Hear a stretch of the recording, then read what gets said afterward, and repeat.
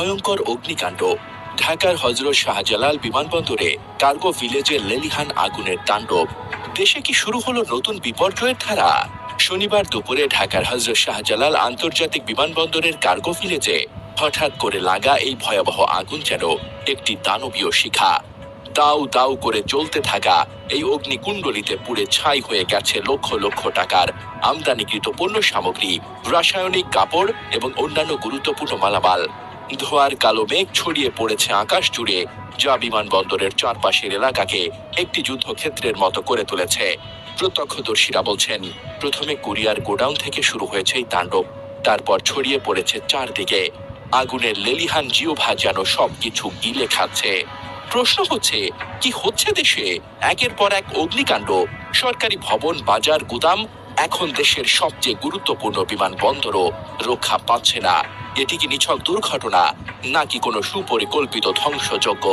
Cargo ভিলেজের মতো নিরাপত্তা সংরক্ষিত স্থানে এভাবে আগুন লাগা নিছক কাকতালীয় নয়, এমনটাই বলছেন অনেকে।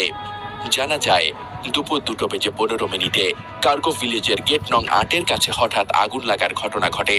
আমদানিকারক প্রতিষ্ঠান এএফএম ট্রেড ইন্টারন্যাশনালের কর্মকর্তা মাহবুবুল আলম নিয়ন জানান, দুপুর 12টার দিকে রাখা পণ্য সামগ্রী সম্পূর্ণ পুড়ে ছাই হয়ে গেছে। দুপুর 2:30 ফায়ার সার্ভিস খবর পায় এবং তৎক্ষণাৎ 4টি ইউনিট রওনা হয়। দুপুর 2:34 প্রথম ইউনিটগুলো ঘটনাস্থলে পৌঁছে আগুন নিয়ন্ত্রণের চেষ্টা শুরু করে। বিকেল 4:15 ফায়ার সার্ভিসের মিডিয়া কর্মকর্তা তালহা বিন জসিম জানান, 31টি ইউনিট কাজ করছে এবং আরো 5টি ইউনিট পথে রয়েছে। মোট 36টির বেশি unit, Bangladesh civil aviation, fire service, বিমান বাহিনী এবং নৌবাহিনীর টিম এই লড়াইয়ে নেমেছে। বিকেল 6টা পর্যন্ত ফ্লাইট চলাচল সম্পূর্ণ স্থগিত রাখা হয়েছে। বহু ফ্লাইট বিলম্বিত বা অন্য বিমানবন্দরে ডাইভার্ট করা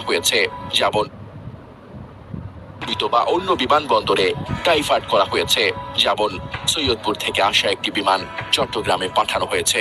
এই আগুনের কারণে শুধু ফ্লাইটগুলো স্থগিত করা হয়নি, বরং ঢাকার আকাশপথ যেন স্তব্ধ হয়ে গেছে।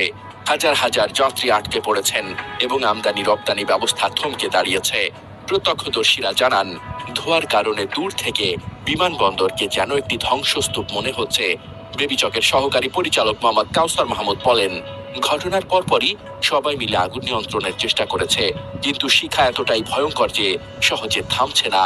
প্রত্যক্ষদর্শীরা বলছেন, আগুনের উৎস ছিল কুরিয়ার গোডাউন, সেখানেই প্রথম শিখা দেখা যায়।